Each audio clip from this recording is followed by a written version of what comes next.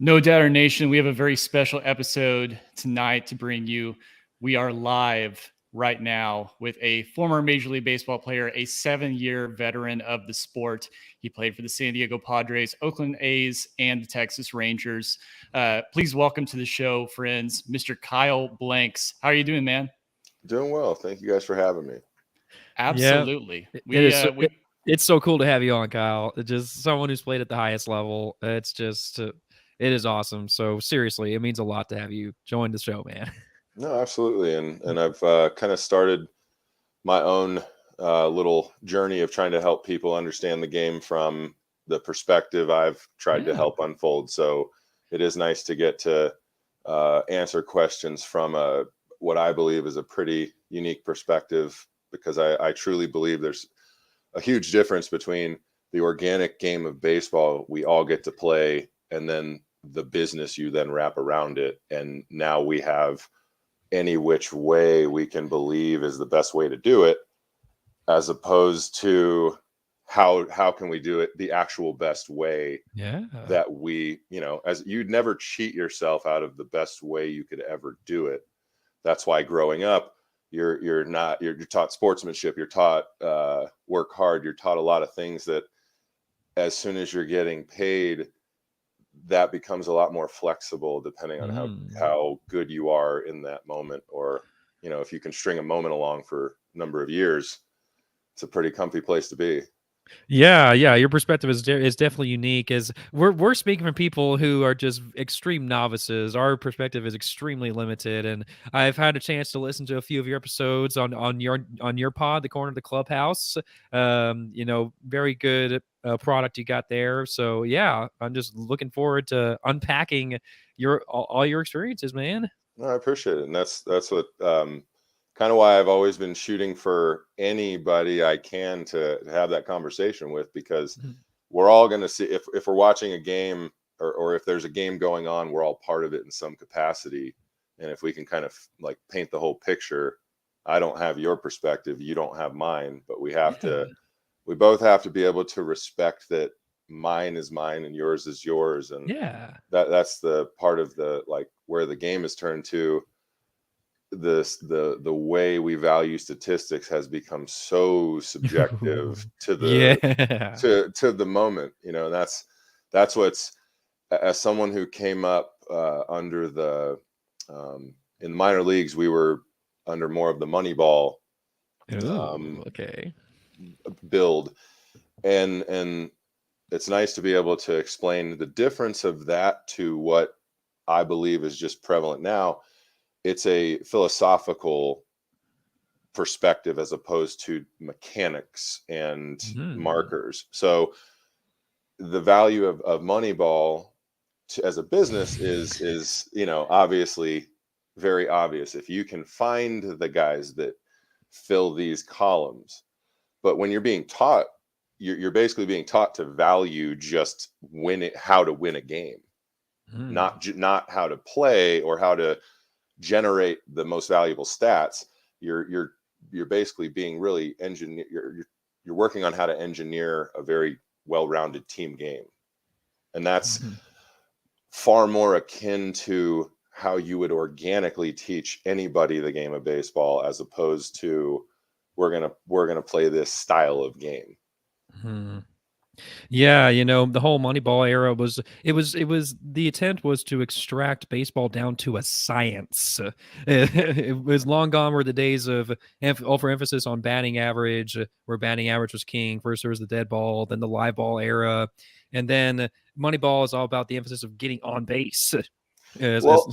Exactly, and it's so from so you've seen it from your side.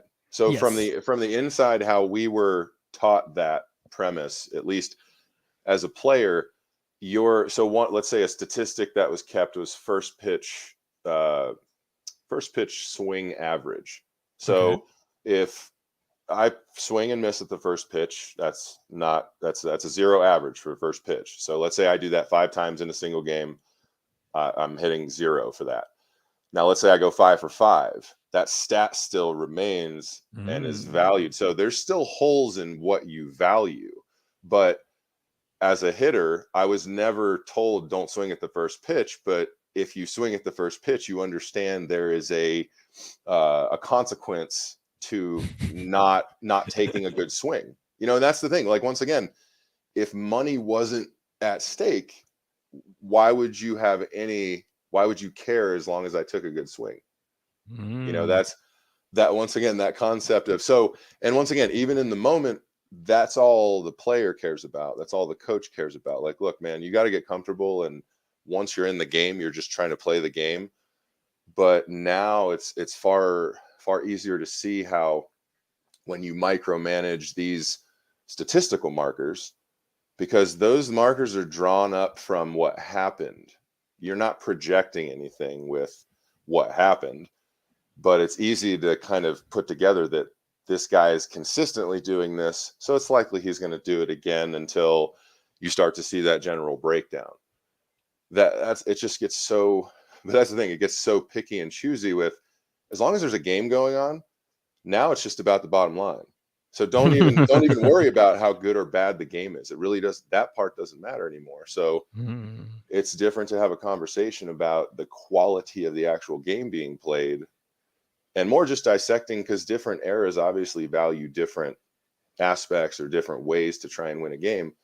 But, you know, whether it's unwritten rules, all that kind of stuff, there is an appropriate way to win and lose a game. But when it's a business, you could easily equate just winning by any means necessary that doesn't remove wins from you. Why wouldn't you just do anything? And that's what you see happen. That's why, like, whether it's drugs in the game, whether it's a cheating, any of this, it's I don't look at it like it is a naivety, but you don't expect that type of thing to happen, because you're happy to play this game for nothing.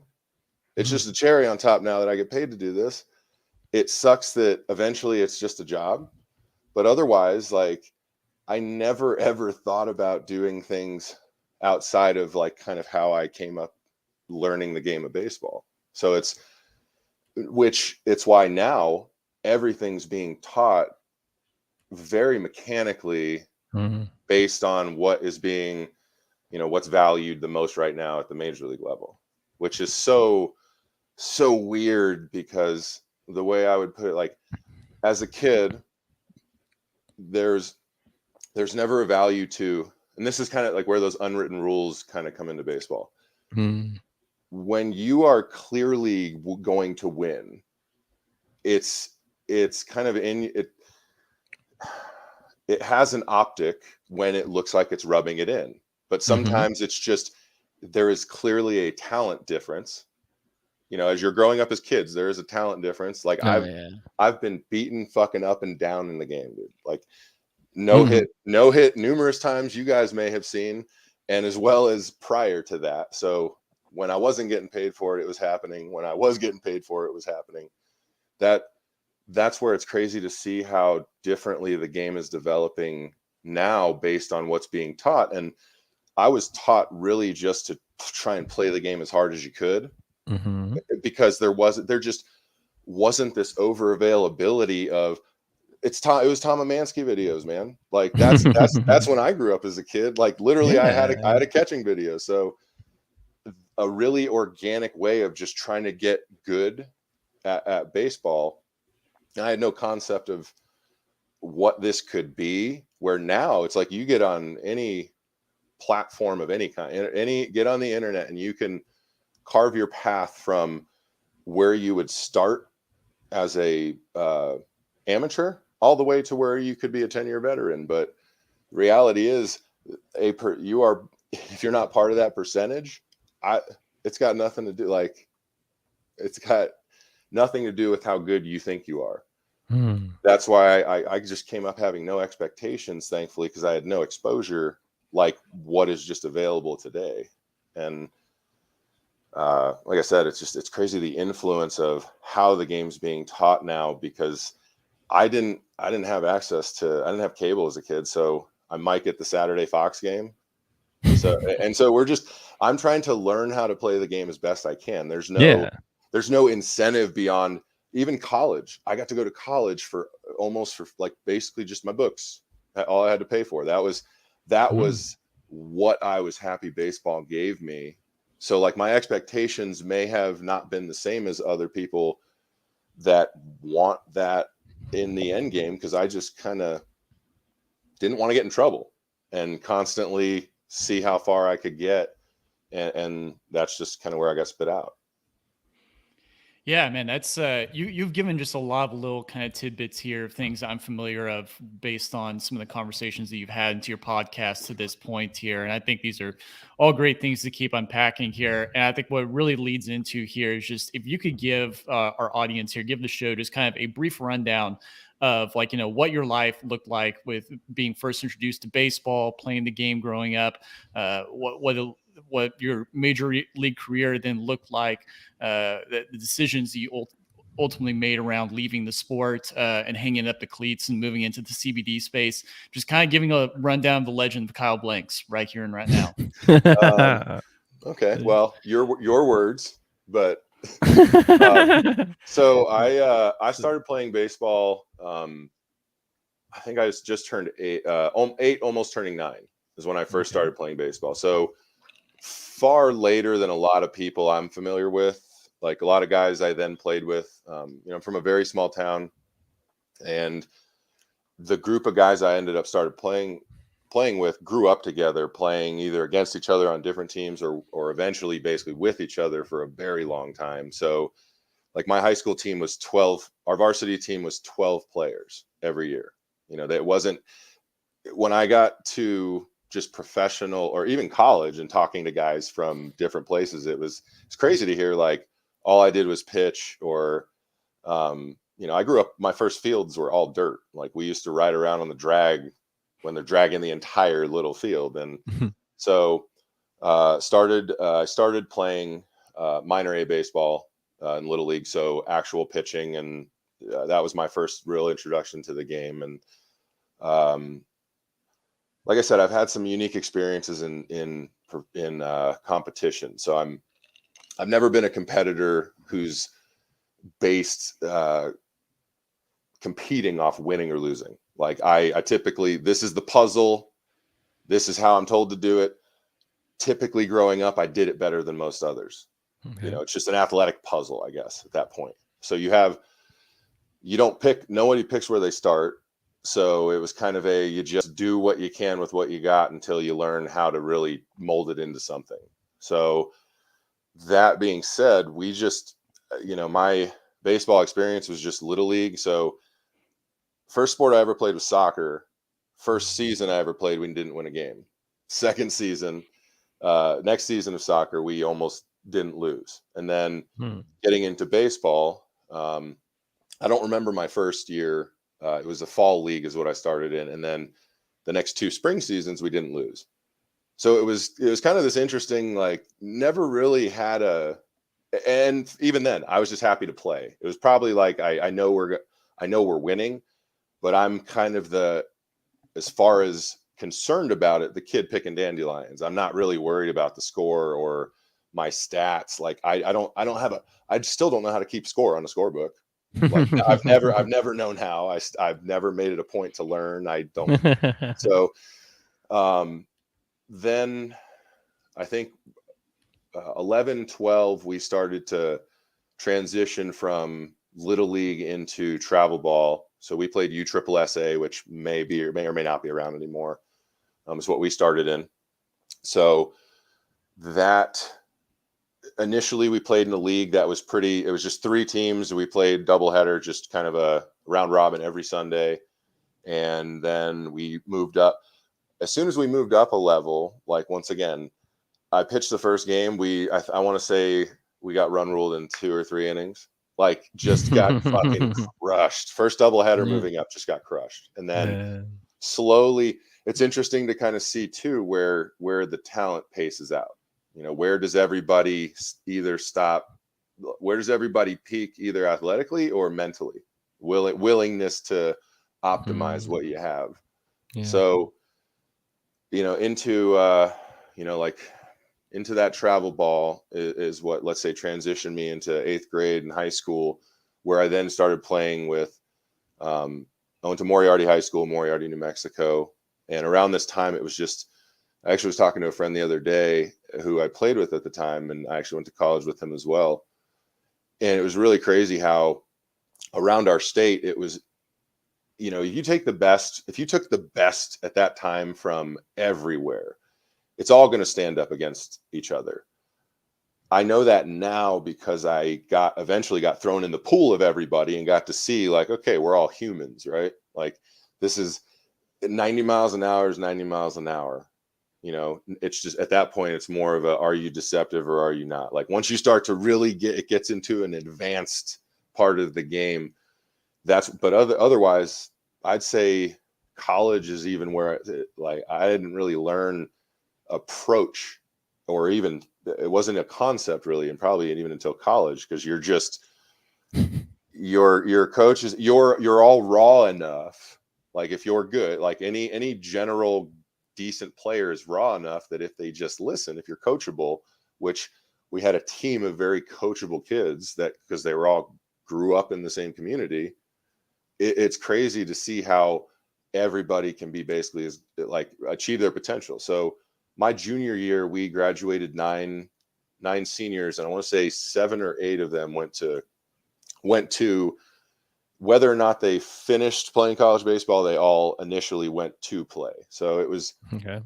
And I always encourage anybody, like, find a place to play. There's infinite places that are always looking for somewhere to play if you're just really wanting to play the game. Because I went to a junior college because I had I could afford it. That's what took me there. So it was the peripheral benefits where it was wood bat. It happened to be a really good program. I want to say like 5 or 6 other guys from my summer ball team were all going. So it was a really, my experience in baseball, I would say, it never stopped. I never, ever got to a point where I felt like I was the best one here. I was always, whether it was because of age or talent, or we're just always playing above our age range, I never, ever had that concept because everybody on our team was so good.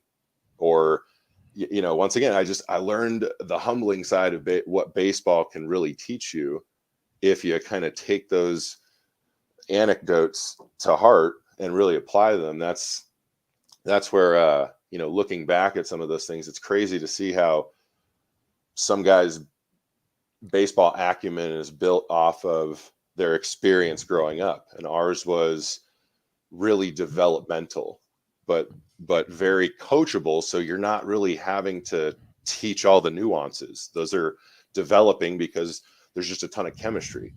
That's where, let's say, the difference of watching guys that work well together, as opposed to like a up the middle duo. Like, if you've watched baseball your whole life, you've been able to kind of see those types of those representations of the game, like very crisp representations of baseball. And that happens at every level. It's like, even in the minors, if there's no errors, you're seeing a pretty good game. Yeah. Like you're depending on what level, you might see a fucking ridiculous game, because all these, like, everybody's trying to get to the same place. So it's the consistency that you might see that guy's best game. That might be what you're getting to see. Because I'd say until, I didn't see a slider until I got to college, and then I just started waving at a couple, and I literally looked.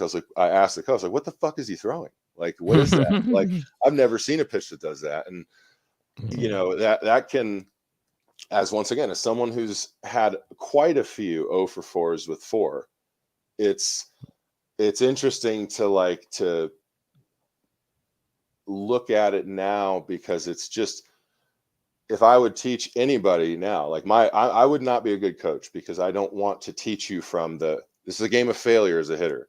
I'm not going to puff you up for 3 out of 10. Like, I want you to understand what 7 out of 10 can teach you, because nobody's going to break 3 out of 10. This game is built to be played the way it's played. Yeah. You'll see a few people kind of spike up out of it, but that's baseball. Yeah. And it's funny to see the game, because you guys can say, like, as someone who was always trying to play it, and I got out of it before the analytics were being forced upon me. So it was interesting to see success try to be engineered a little bit more from, let's say, the constructive side, moving fields in, playing with baseball densities and shit, like things that as a player, it's like I never, if it doesn't go out, I didn't get it. I don't fucking care. Like I'm never, like I know the ball flies differently in different places, but I also am not unrealistic with what I need to, I need to take my best swing. Doesn't matter if it's on this side of the country or this. That becomes a like, but now that there's money at stake, I'll take whatever the fuck you give me. That's how do you play with that? Because I know, yeah. it's a difficult toggle because the minors is way more like summer ball. You're not making much. Your travel conditions are fairly close. I'm sure some travel squads now have way better travel conditions than what I got to, like I didn't see a sleeper bus until 2015, and even then it was just to go a very short ways. Yeah. And they just recently started providing all minor leaguers with housing. Oh yeah, and once again, like, so when I talk about baseball, just my experience of baseball, I'm just on the spectrum. I know my statistics. I often now, it's funny because I can look back at myself like I'm on the field, and it's easy to see, yeah, like why are you swinging at that? Why are you, like, it's so easy to say that shit when you have no fucking clue how difficult or how hard I'm trying to do it, because now either there's a ticket price that gives you a little bit of leeway with how you feel about that, as well as that, maybe that type of fanaticism with maybe whatever team it is you're watching. Like I love the college I went to, but I don't have like a room full of it, like, but I then got thrown into a pool of guys who went to places I wanted to go. And it was just like, man, okay, I don't know if I would have had to have been forced to do a lot of these things, because I wouldn't have really, it would have been very half-hearted to say I'm in it this, like this, once again, I'm here to play like this. That's why that could have been why my career was the length it was, it is exactly that. It's why the length it was. It's why it looked the way it looked. I was always trying as hard as I could. And baseball being that puzzle that has a 3 out of 10 success rate for someone who's playing the positions I played, you're always, everything you do is a contribution to what you think's going to fucking get you there. And that's what makes it so difficult now to see when you're teaching one thing to everybody. And these guys are really, really good at what they do. They're very high level, highly tuned at throwing and swinging and doing a lot of athletic movements. That's going to be its own entrapment to a bad, kind of a bad groove. It's what I've seen, I've seen a lot of guys filter in and out of the game simply because they're unwilling to make the adjustment they need to make. Or, that's once again, as someone who may have made adjustments too openly, and that impacts how good or bad you do. So it's just that's my value to the stats on the paper are the consistency differences. Like I'm a career 240 hitter. The difference between me and a career 300 hitter is 6 hits out of every 100. That's not a lot every one time, but consistently to do it every fucking year is what makes that difference. And that's why I value the work from the inside, because it's really hard to, I was thinking about this the other day, it's hard to measure hard workers. Like you can, it's easy to see the guys who don't put in enough. That's easy to see. Like, but once again, there are guys who check the fuck out as soon as the game's over. Like as soon as this off season ends, they're no longer, this is not what they do.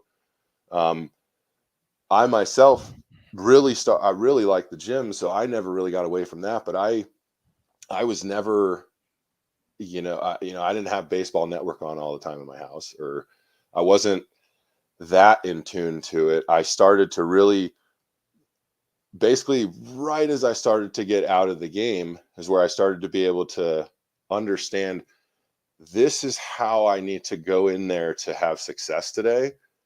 But that's based on knowing I'm putting in a very open-minded effort based on very, very, very strong foundations. But I might, like, I don't have a ton of 4-for-4s. I don't have a ton of crazy shit like that, but it's like those days just happen. The guys who will tell you something about, that's their perspective on it. Like, it's very hard to see success be kind of selfishly hoarded. Even if you are consistently good, there's probably a coach who keeps you where you are. I know that's how it was for me, whether I was going 0-for-4 or 4-for-4. There's someone behind this who is in it with me just as much as I am.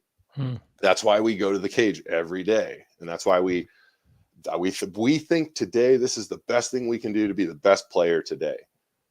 That's not necessarily what's being taught to win a game today, from my understanding.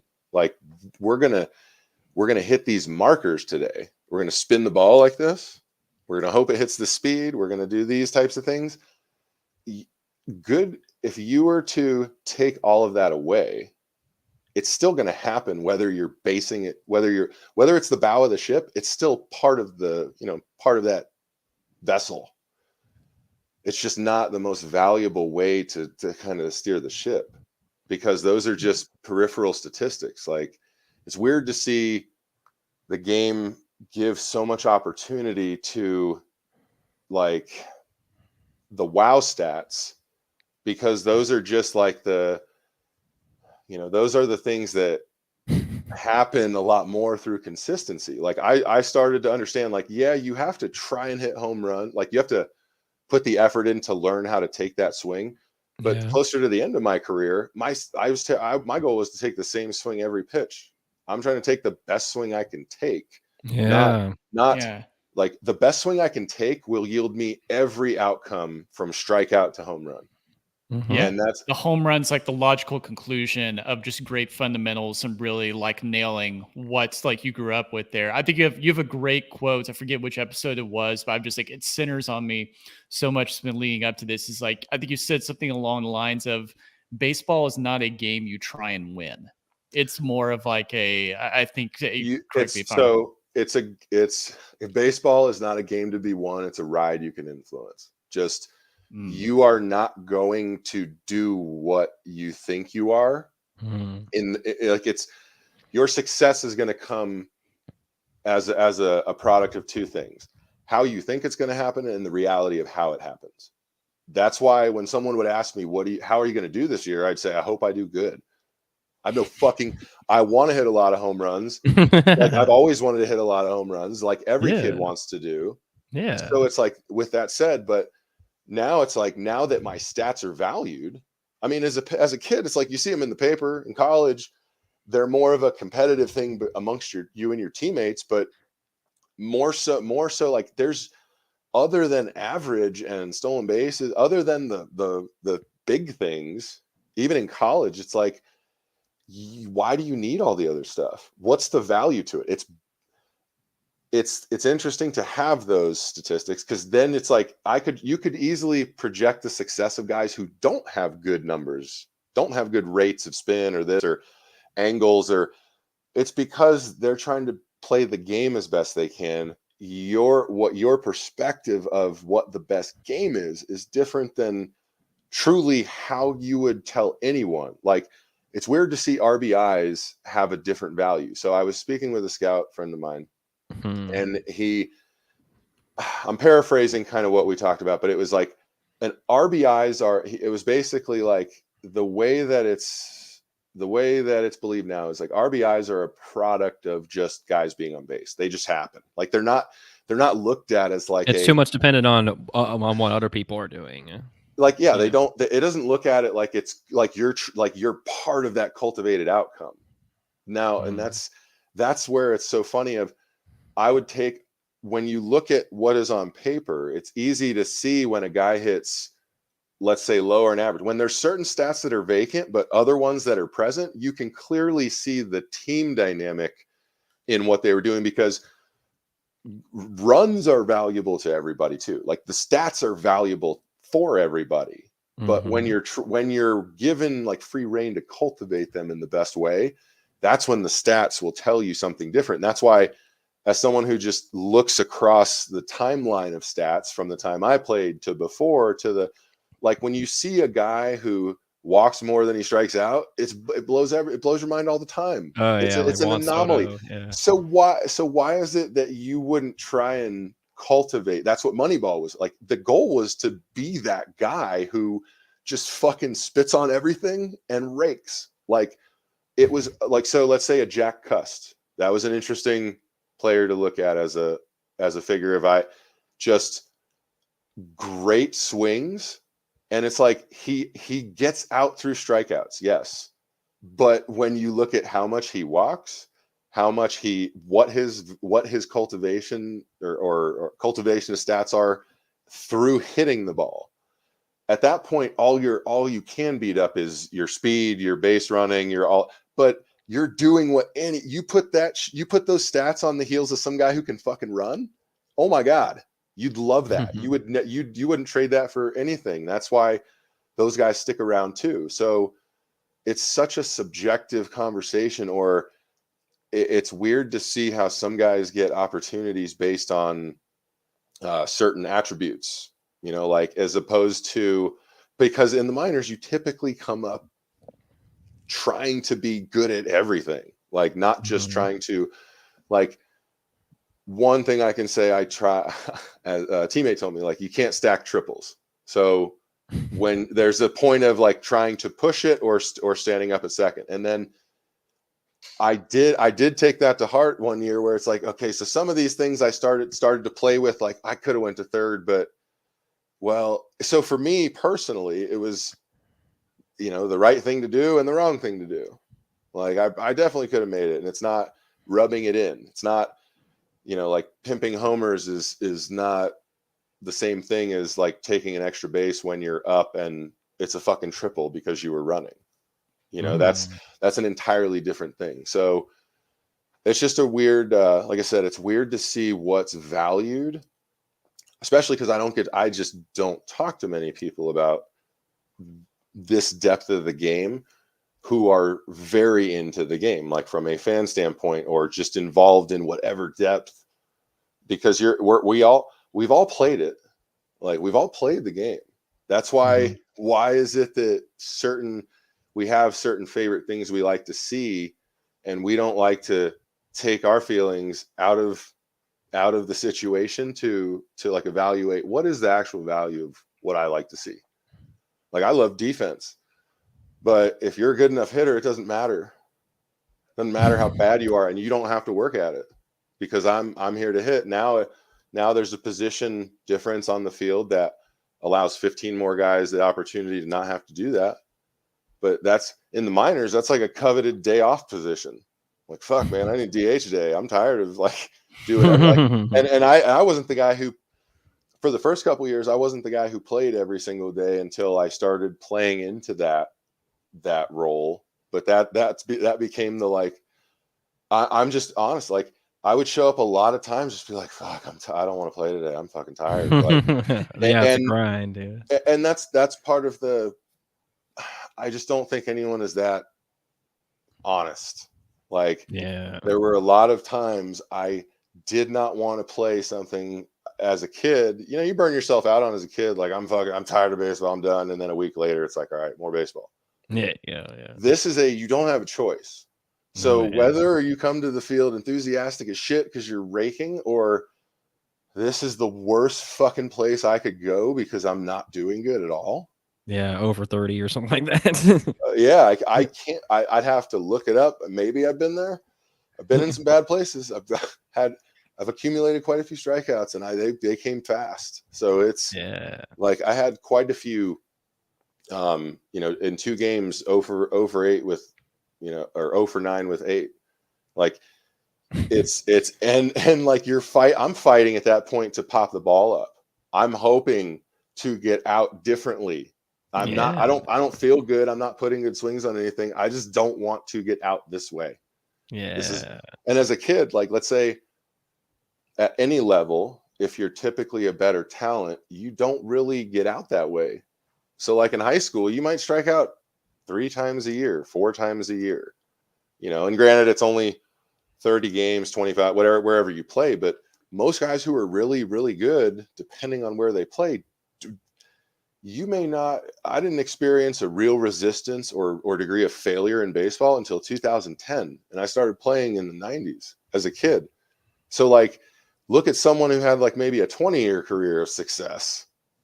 I couldn't even imagine like what encountering failure for the first time felt like, especially it's one thing outside of this world. It's another thing when I've never not been able to hit the ball, or I've never not been able to throw the ball where I want to. That's something, once again, until if you just take the filter of the business away, you may have had that problem as a kid. I don't have an accurate throwing arm. That's a problem anybody would fucking hate to have if you like playing the game, or you like playing catch. So it's just like I said, I try and if you listen to, like you said, you listen to some of the podcasts, that's not what you're going to hear on MLB Network. Like, it's just not. It's more of a theory. It's more of a theory conversation. It's just, but it's based way more on like not how I feel it best needs to be done. It's based on, these are the most valuable stats if you don't care about money. So why is it that you bend that around? And it's because now you have data to see, or you've had it for a long time, that a ball that goes way far and flies creates this frenzy that now you have like data on what that is. And that's why, we'll encourage more of that. How do we encourage more of that? Because someone who's teaching the best way of playing the game is not teaching that.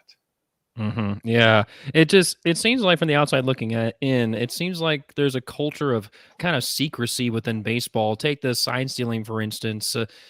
People knew that the Astros were sign stealing, but it didn't come out until Mike Fiers blew the whistle. And then when he blew the whistle for the Athletic article, then everybody found out about it, and they're like, "Oh, they're gonna pretend to be outraged when they knew what was going on." You can think about it, everything. It's like a brotherhood. It's a culture. It's like very insular. And so I don't hear a lot of people speak with kind of like a different perspective on it. I'm sure people share your opinions on it, but it's just your perspective, your podcast. It's not what people see. Is that just perspective? Is there some validity to that?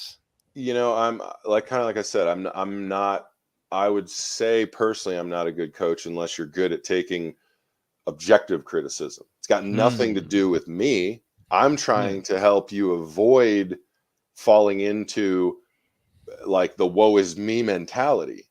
That's part. Like, when I got into the professional game, I was not the biggest guy anymore. Like, I'm big, but I'm not the biggest guy like traditionally I am most places. And that's what makes it really difficult to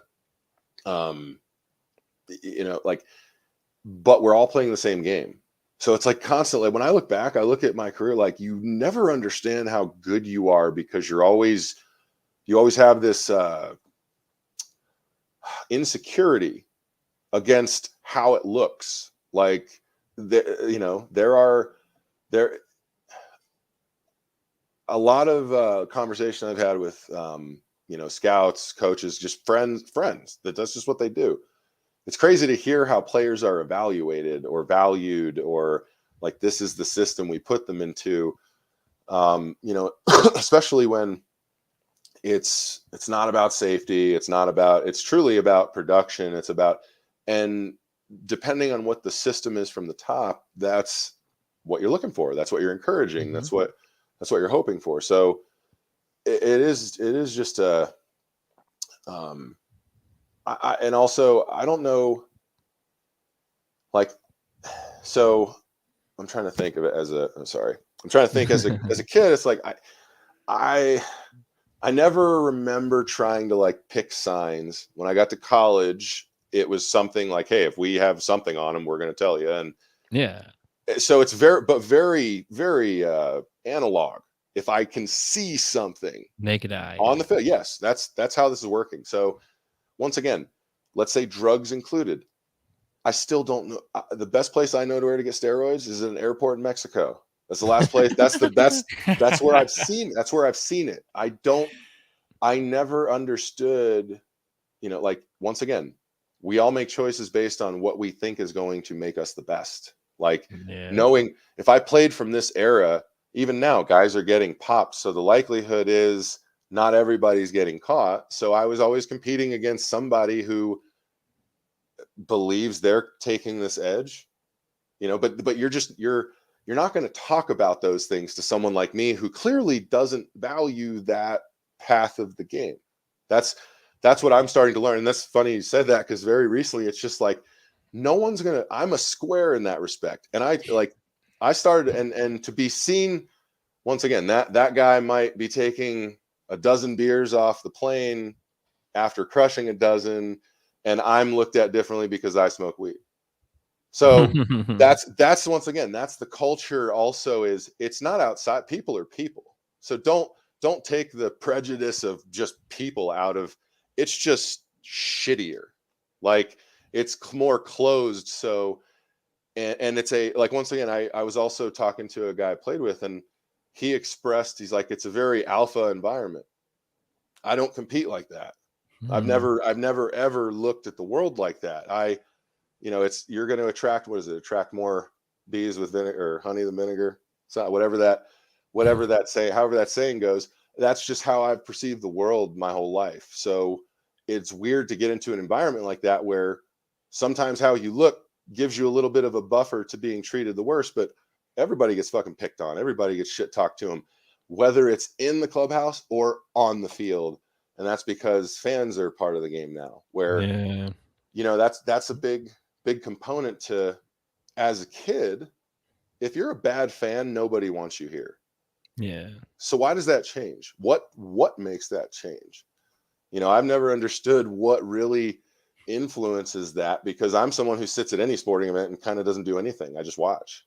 Like, I'm not part of the crowd noise. I'm just kind of taking it in. And that's, even as a player, we're all kind of on autopilot to a certain degree. We don't have to cheer, but that's what's fun about the game part of it. That's why it sucks when it becomes a job. Like when I got traded to Oakland in 2014, after having a very good experience in San Diego, regardless of what our record showed, it was like playing summer ball again because of just the difference of environment. No one's in here, like whether the ownership's in here or not, I don't perceive it the same pressure. It was just a really interesting, work environment change. Like playing at the Coliseum. I'm sure that was an interesting experience. Well, and so as a player, the clubhouse is definitely different, but I went from worst to first, and I've never played in front of this many, as far as in the big leagues, I've never played in front of this many people all the time, because between where we were, and once again, as someone who would show up to the ballpark on a Monday and just be like, fuck, this is a beautiful place to come and watch a game. Like, it sucks that there's 10,000 people here, but also, if there was nobody here, I'd still do this because I've done it before. I've done it for nothing. I've done it on a dirt field. I've done it without my parents watching, with them watching. Like, this is why I do this. And that's what is so contextual to my perspective. It's not, I don't think it's comfortable to talk about, because it's not the way you're going to get, it's not the, it's not the like way to go along to get along. It is not the perspective of, because even if I was to dissect a game, it's more based on like, everyone's trying fucking hard, man. Like, you realize the failure is a product of like, when I couldn't, there's times I stepped in the box and just, oh my God, I fucking forgot how to hit. Like just the feeling like this object feels foreign. How I'm holding it feels foreign. And I don't have the, even if I step out, I have to fucking relog everything. Like that's how I would go on. Like I was very streaky in that sense. Like I always, like my success was heavily streaky. And when I could hedge the middle is when I did way better. And that's those seasons, whether they were minors or towards the end, when they were a little closer to 300, it was based way more out of that. Just that it took that long for it to sink in to where it was like, this is just, I could, if I'm healthy and I actually feel healthy, these stats are to some degree automatic, but that's relative to all of the work that goes in. Like my entire life is devoted to these fucking maybe 8 minutes a day I'm at the plate. And that's what I started to learn in Oakland was I was even something like, I have to focus for like baseball or defense is pretty autopilot for myself. It felt pretty, I know what to do. I'm pretty comfortable fielding. I still don't want to get hit in the face with a fucking baseball. So if you see me Olay a ball, that's because I don't want to get hit in the face. Like, but it's just crazy to see the, you know, it started to be way more fun as far as just a game again, as opposed to, and then it became more rewarding to appreciate what came from that. You know, like not overly dissecting, well, I need this and that because the nicest stadium has it. It's more of a like, I've played in the shittiest of fields. I never forgot the first field I played on that didn't have a clubhouse attached to it, didn't have food, didn't have a bathroom, didn't have all this stuff so it's like, I know how to still play the game. I never have gotten away from that. Always had to carry my own shit. You know, that's not how everybody experiences the game. Like baseball could always have been taken away from me. That was never, it was always, that was the first thing. Like you fuck up, you're done. So that's not necessarily the case with everybody. And that's what I've started to learn through, you know, just listening to different podcasts, listening to different perspectives of, and that's the weird part of like, everybody wants their kids to be good.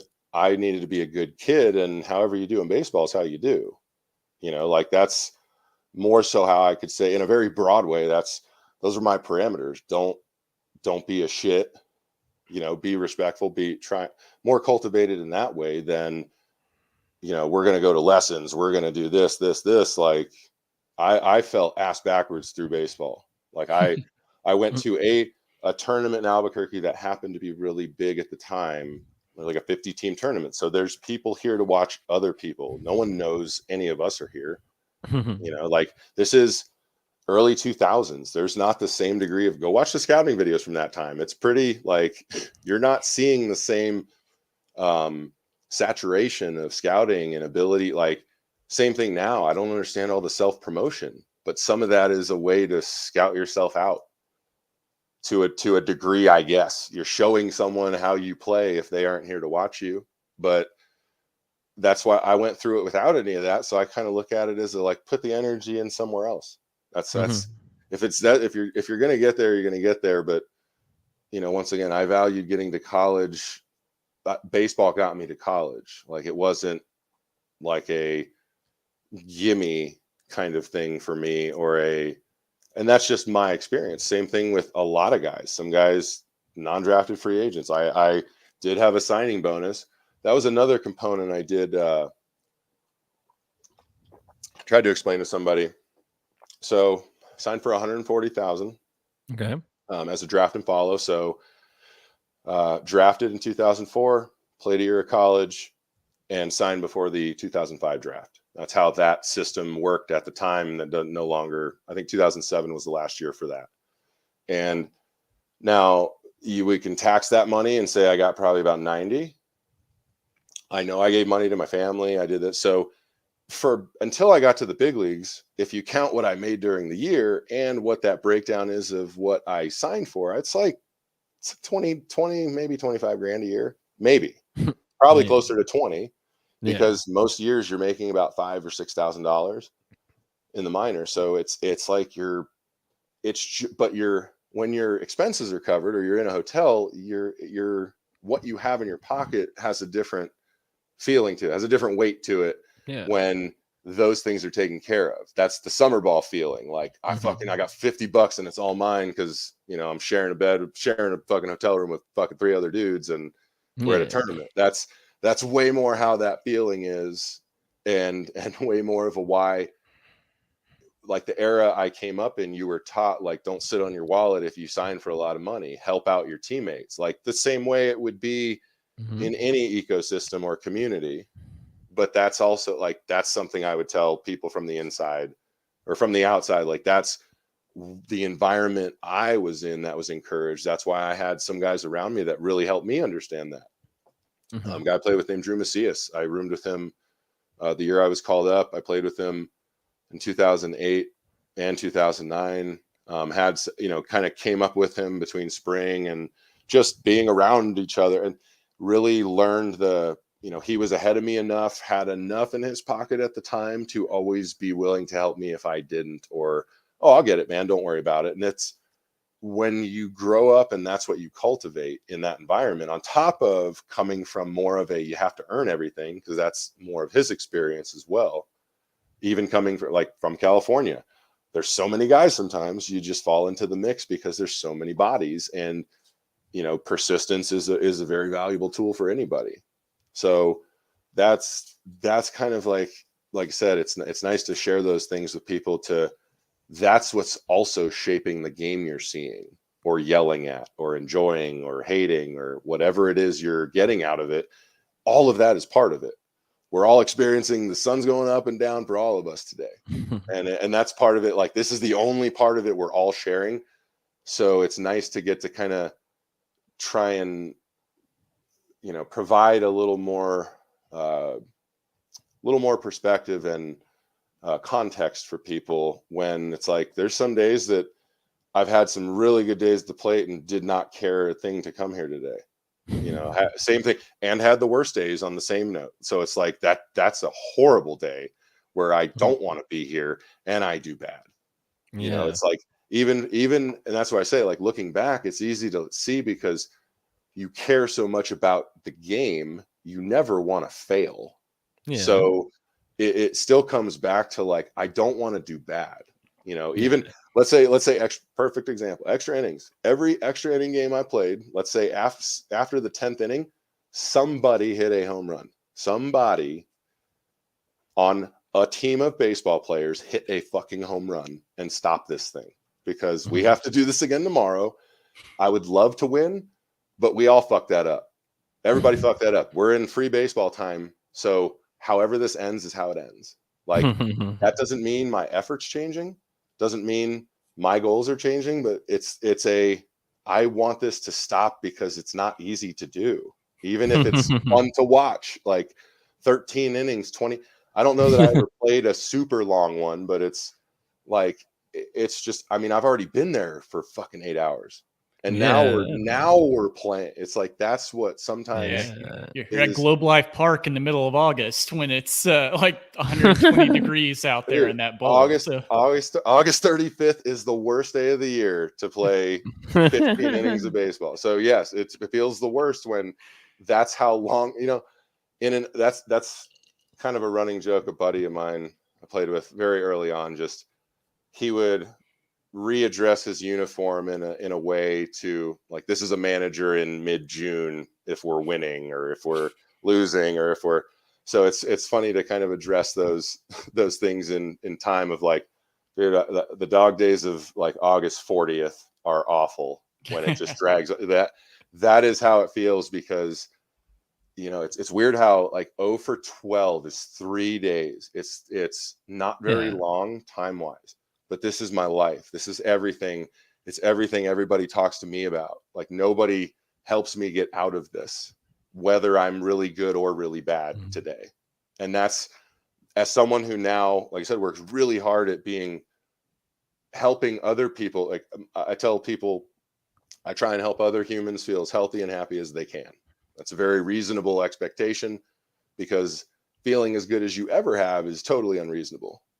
That's just, depending on where you are in your life swing, if you felt really good early on, it's just not gonna feel the same as you get older. And that's what baseball taught me, because as I started to understand how to do way better, I started to lose control of the vehicle. Like it's breaking down. And I can't, that's kind of like, let's say, what took me out of the game. I was not given after being released and just kind of letting 2017 go finish out, which I then got my medical card in Arizona where I was living. And I just, if someone was to ask me, I'm retired, so I don't have to worry about a test. But otherwise, unless you're going to give me enough money, guaranteed to risk what I'm aware is going to happen, because it's been happening. And I feel something that doesn't feel good. And it's like, unless you give me enough for me to risk that, I'm done. Like so when I stopped playing, I had some really good help with a guy I played with, Will Venable. He helped me develop this position. I wanted to be a rehab coach, just basically work with the minor league guys at the complexes who are there all year rehabbing, to help understand that you're not dead. This is a very unique hole you get to crawl into and come out possibly better than you ever could be. But that's based on the choices you make and that's why I say objectivity. These are things anybody needs to do for success, consistency, regimenting, those types of things. But otherwise, the context is you're you. So how do we build something for you to become successful? Because when you're when you have a lot of predispositions for success, you can achieve it in a number of ways. Look through any year I played, my stance is different every fucking year. Like, because that's what the comfort sank into. And it's like, I was the guy who couldn't understand how guys came in doing the same thing every year. I always had to search for it until 2015, when I worked with a coach who finally helped me understand that. Wow. And then like 2016, even though I didn't play, it was just like, hitting is fucking so easy. I'm aware of what my ceiling of hitting is going to be, but that doesn't mean I'm not comfortable just going through it or putting myself into it, because I'm trying to take my best swing. I know what I'm going to recover if I'm successful doing that. That's why I approach the game the way I do, and why I really encourage anybody to like take your value off the game and then evaluate what you said about it again and see how you feel. Because it's like, someone could say that about how you played. Like, someone could almost certainly say that about how you played the game, and that was for no money. It's like, we've all been criticized for shit we should not have been criticized for. And that's part of why I really encourage, as a coach, I'm going to criticize the shit out of it now, because it's a valuable building block to be humble. The humility of what this game requires, it needs to be built in. If not, there's a lot of what appears to me guys just coming in and falling out now. Yeah. Because we're all trying to do the exact same thing. And if that's not what your best predispositions are for, it's not going to line up with. It's like, some guys, there are Hall of Famers that just didn't ever get the right hitting coach. There are Hall of Fame, they just never got the right instruction. They had all the tools. Mentally, they were that tick away. I've seen it. That's the craziest part of, like, there's nothing missing other than the right influence, the right analogy, the right carrot. How do you need to be encouraged to do this? Because like I said, I'm a competitor by nature of kind of figuring out this puzzle. That's why even in 2015, I had some contentious cage time that turned into one of my favorite coaches ever, because he's telling me what I'm not doing. So it's up to me. How do I get there? Like, you can either believe what he's telling you and find a way to do it, or you can, this person who came in here to help you, you can fuck off what they're trying to do. And that's the hard part of trying to get to someone who's trying to help you be the best hitter you can be, or someone who's trying to put a stamp on you, or someone who's teaching you just do it like this and it'll happen. That's how a friend of mine who's a coach, that's how he kind of broke it down to me, as far as a hitting person will show someone, look, this is what this guy does. Let's get you to do that. And totally takes the context of who that person is and how they work to get to there. You know, maybe you're not meant to. It's why, like, it's why as a kid we all swung like Griffey, and there's very few people who swung like Griffey successfully. So exactly. But no, otherwise it is very refreshing, and I appreciate it to really get to have a lot more of a philosophical conversation about the game, as opposed to just it's easy to gripe about when someone's not doing what you want them to do. So, like, let's more talk about why maybe we're seeing what we're seeing, because I know that guy's trying really fucking hard. He may not care today, but his effort is not down. And that's something, whether I liked guys in that environment. I didn't love everybody I played with, but for the most part, I was very personable with everybody. Never really had anyone I just outwardly couldn't stand. But that's what I think is, in that competitive place we all start from in baseball, nobody wants to suck. So, like, and that's something when you're playing, like, now it's like, I just want people to have fun, but that's not the same thing as trying to do as well as you can, or we want to see the best game we can possibly ever see.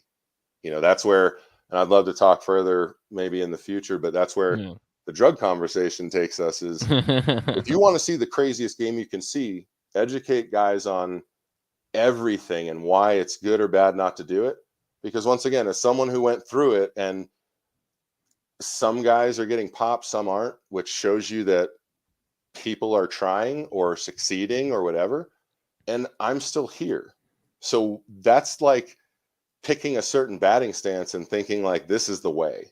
That's how I would look at that as an ingredient of your success. Is, I understand physiologically you're getting different benefits, but that's not necessarily making you a better baseball player. Like, it would be saying, like, this guy swings at this angle. Well, that doesn't mean he's a good baseball player.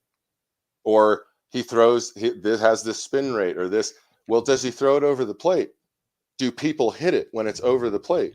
I don't give a shit about any of that stuff. Do they achieve? That's why I've struck out by guys who, like, this is why you're here, and it has nothing to do with, like, if you turned off the gun, this is still happening. You know, if you turned off all those metrics, this is still happening exactly how they end up. But when you are saying that when you shoot for these, it's going to be better, that's just a, like, how are you? It's a pretty bold way to try and predict success. Like, just because you have this way of measuring how it happened before. That's why it's like velocity. Yeah. Guys hit 100-mile-an-hour fastballs for home runs or for line drives, or it's crazy how well trained you can get when you're working at it all the time for more than half your life at that time. I think one of my biggest takeaways from this, Kyle, is that there are what you're really illustrating is that there are different ways to play the game. It's not, there's not a way to play the game that works for everybody.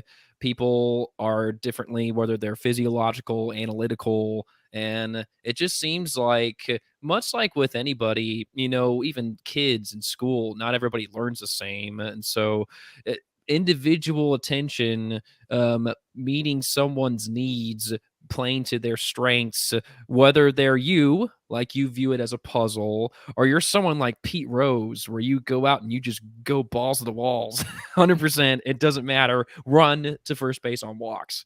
There are people like that, but then there are people like you. And it's when you can find someone like you finally did, a hitting coach who helped you bring you to that potential. It helped the game better. What I real briefly, like, what I heard is that, and I was listening to some interviews from the Astros front office, and they said that they have a lot of analytics. They said, at least, that we have all the analytics and we don't force it upon our players. We just say, hey, we have all these analytics for you.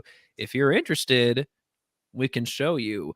But from what you were saying, is you alluded to that maybe there were organizations analytics on the players. Did I hear that right?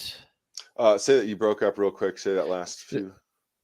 Is there are you aware of teams that don't offer analytics as an option, but more so force it upon the players? I would say that like the philosophy. Superstars outplay any philosophy, so no one's really tells that figure what to do. Okay. So let's say, but the relative philosophy, the team philosophy, is something very few people get to walk on the outs or kind of walk around like own program style. Like you basically are doing what you're told because that's how you get paid.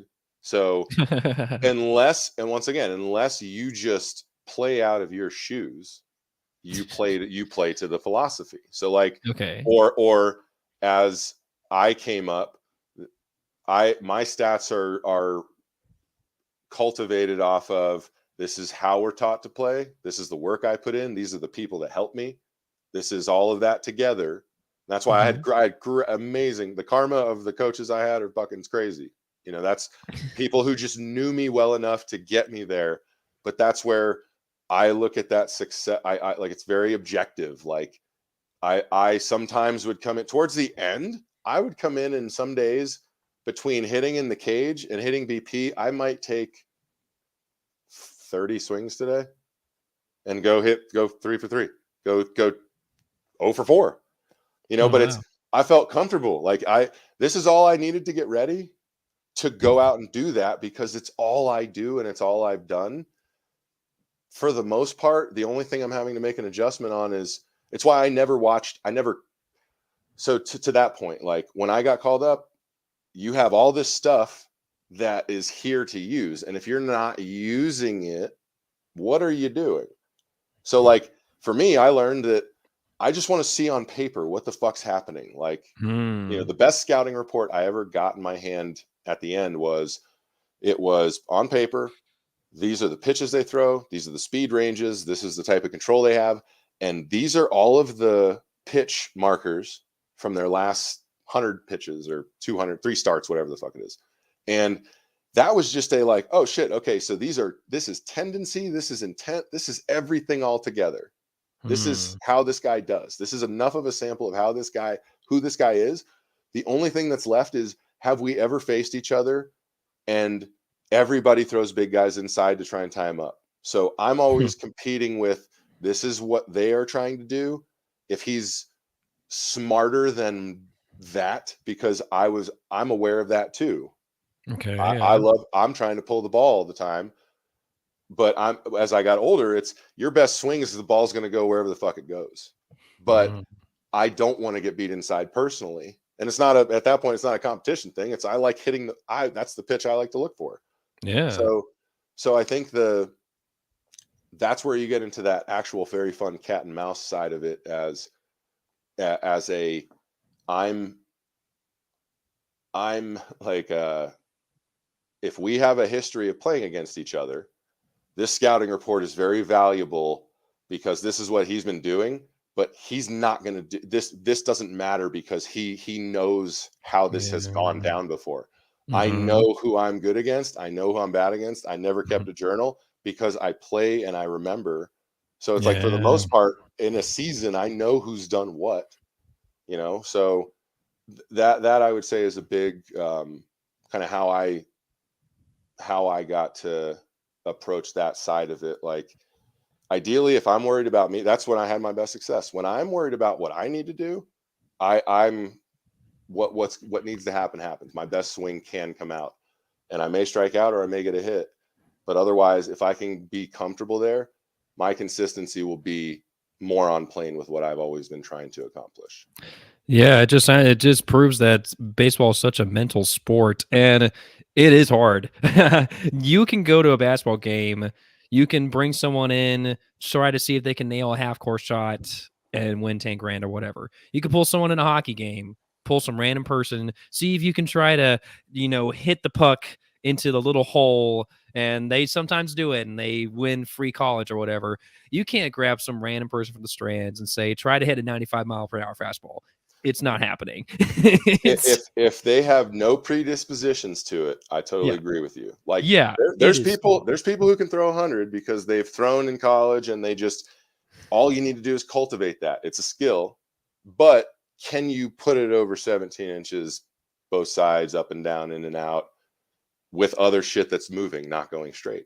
That's the difference of, there's guys who could do it at 85 and make everybody look stupid, like analytics or not, because the ball's doing crazy shit and they're deceptive or whatever. Like, that's the thing of, we all, in every era, I can say that everybody thinks they've, like, I would have done this or that. And I have always looked at, like, I hated facing these type of guys. I hated doing this.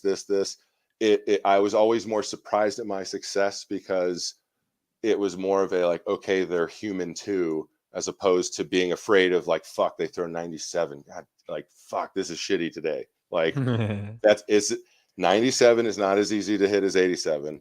And more importantly, it's just not as comfortable to stand in there against. Whether or not I get a hit, it's way more comfortable to get hit with 87 than 97. There you go. Yeah. So, I mean, what's your relationship like with baseball now? Do you watch it? Are you a fan of it? Do you play at any capacity?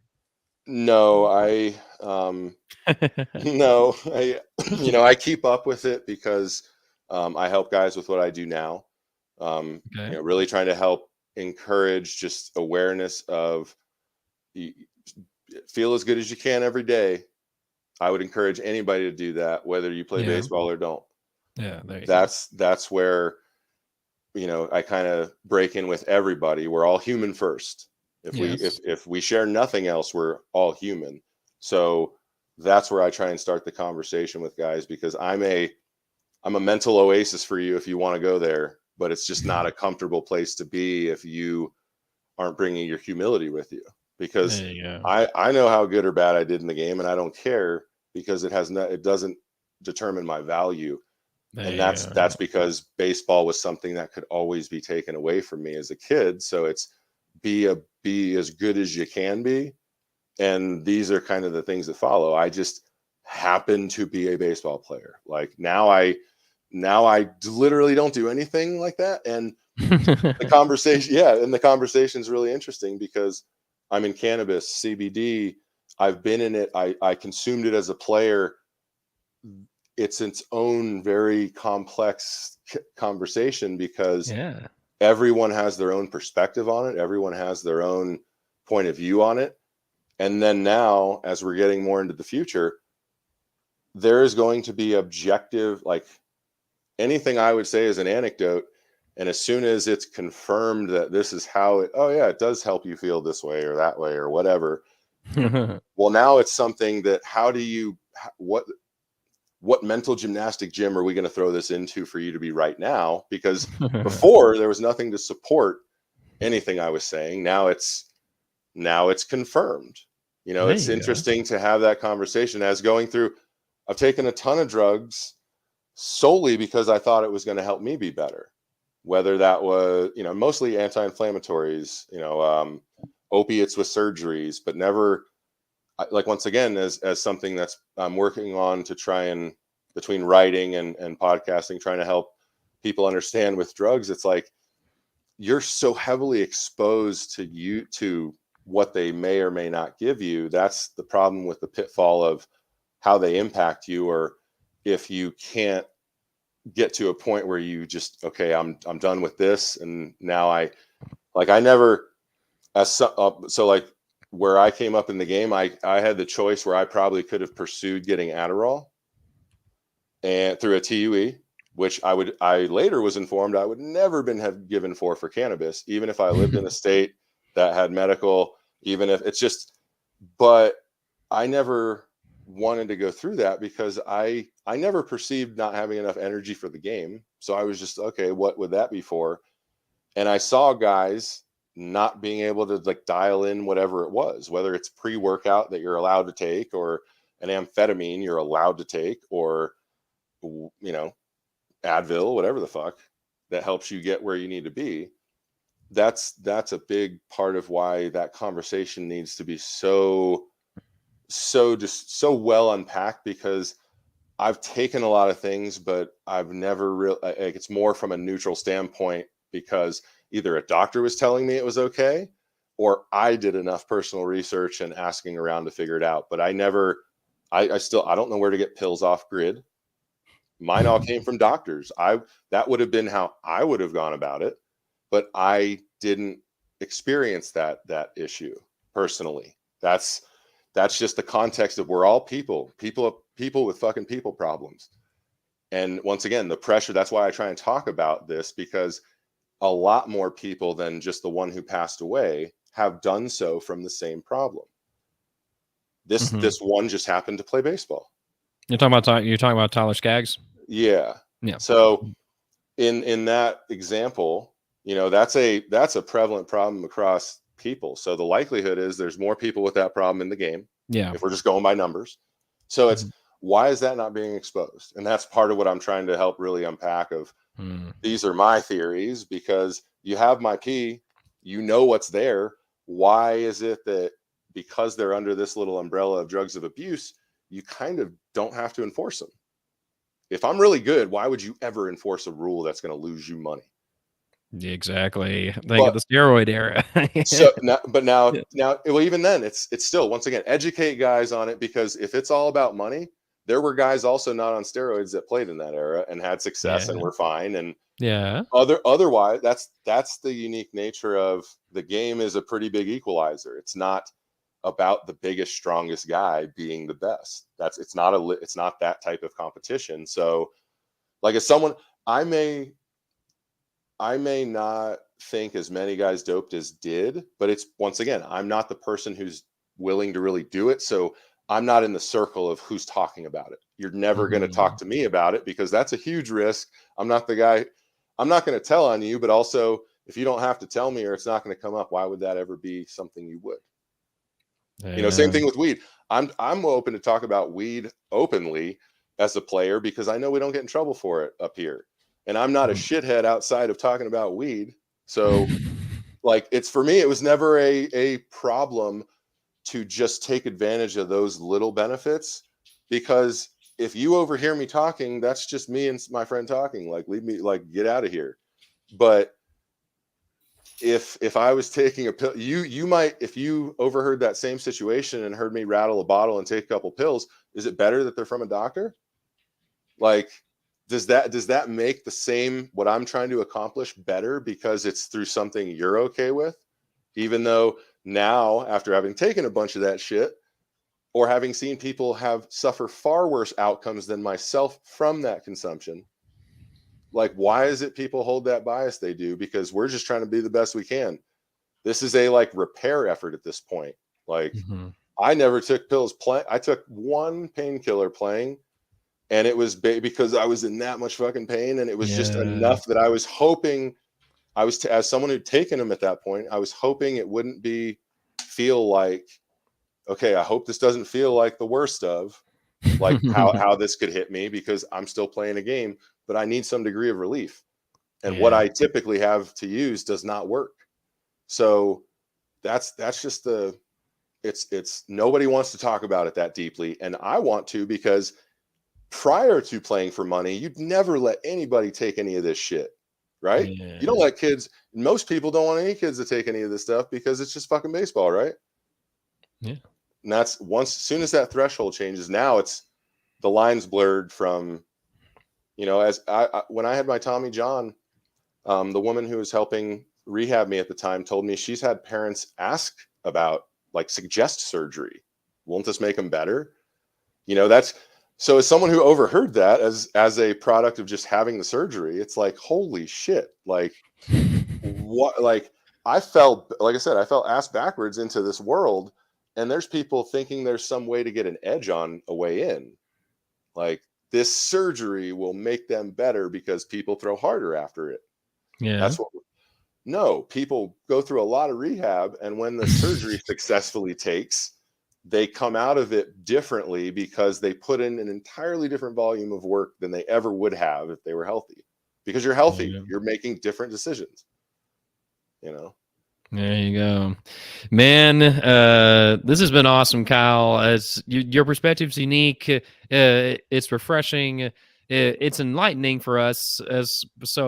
We've never interviewed anybody who's played at the major league level, but it's just it's a sport that we love. It's flawed. There are so many changes, and we kind of touched them briefly, and we can do more deep dives later. But it's just it is fascinating. But just thank you so much for taking the time to join us, man. This was awesome. No, I thank you very much for having me, and I definitely would love to dive. I only really care to dive deep into whatever the subject is. So Yeah. I'd love to, continue these conversations in that way for sure.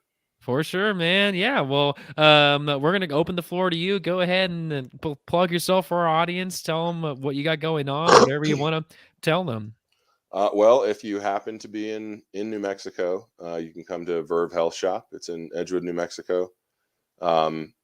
It is a, let's say, quality of life supplement store. So we have cannabis as well as other supplements. RoadrunnerCBD.com is our Roadrunner brand. We have farmed. We are a manufacturer. We make everything we do. We source everything we put into what we make. We are very, our goal is truly to help people achieve a different quality of life through education and advocacy. Like I said, RoadrunnerCBD.com. You can go to VerveHealthShop.com. You can go to RoadrunnerCannabis.com as well. But otherwise, yeah, just my pursuit now has been having, on the surface, very difficult conversations, but otherwise truly, my way has been carved out of a lot of other people's perspectives. So that's where I love the context of conversation. Like, we are not each other. So let's share how we've seen this world, because I was seeing it from here like this. How were you seeing it? Because we've gone through the same days. That's what's fun to talk about a game. Like, if you saw me play and I can remember that game, I could probably put you in the mindset of what I was dealing with or feeling if I really remember it. So it'd be interesting to paint that, like I said, fill in that kind of paint by numbers, because now we have more numbers to add into the mix. But, yeah, well, there you go. Yeah, so audience, if you're in the New Mexico area, check this guy out. It's just definitely pretty interesting. I'm definitely gonna hit you up for some samples later. So absolutely, I'm definitely gonna send some of you guys' way.